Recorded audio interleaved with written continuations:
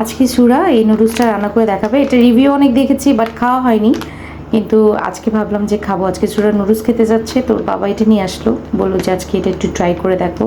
তো একটা আমি রান্না করতেছি, এটা অনেক স্পাইসি, তো একটা রান্না করে দেখি। তো পানি গরম হয়ে গেছে, আমি সুরাকে বলতেছি এখন তুমি নুডলসটা ছেড়ে দাও। তো সে ভয় পাচ্ছিল, তো আমাকে বলতেছে যে আম্মু আমি এটার ভিডিও দেখছি, তুমি জাস্ট আমাকে নুডলসটা সিদ্ধ করে দাও, বাকি সব কিছু আমি করব।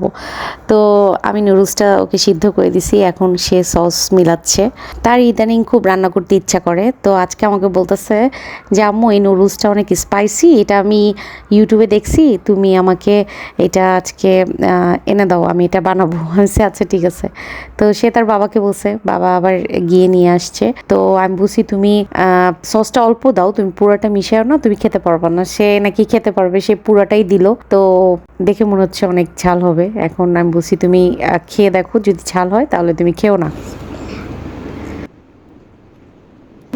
ঝাল ঝাল না, তুমি আরেকটু খেতে থাকলে বুঝবা ঝাল লাগবে।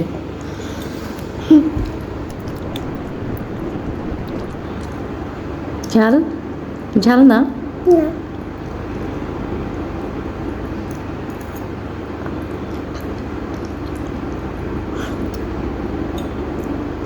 কেমন টেস্ট? ভালো। তো বলতেছে ওর কাছে ঝাল লাগতেছে না, তো আমি বলছি তাও আমি টেস্ট করে দেখি। এটা যেহেতু হট চিকেন, তো এটা অবশ্যই ঝাল হবে। তোমার কাছে কেন লাগতেছে না? তো আমি টেস্ট করে দেখি, না ঝাল আছে। আমার কাছে যেহেতু ঝাল লাগতেছে তাহলে তো ওর জন্য এটা অনেক ঝাল, কিন্তু তার কাছে নুডলসটা ভাল লাগছে। তো প্রথম কয়েক চামচ খাওয়ার পরে তার কাছে ঝাল লাগে নাই, বাট এখন তার কাছে অনেক ঝাল লাগছে।